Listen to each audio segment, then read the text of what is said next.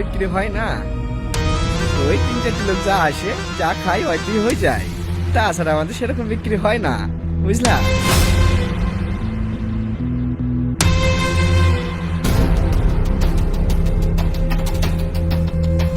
এই লাও কাল সকালের রস, খুব কড়া কিন্তু, বেশি খেতে বারণ করবা। করাই তো চাই, ওর সবার সামনে ভালো মানুষ সেজে থাকা বন্ধ করছি। কথা বলো আকাশ, কি হয়েছে? আকাশ, আকাশ।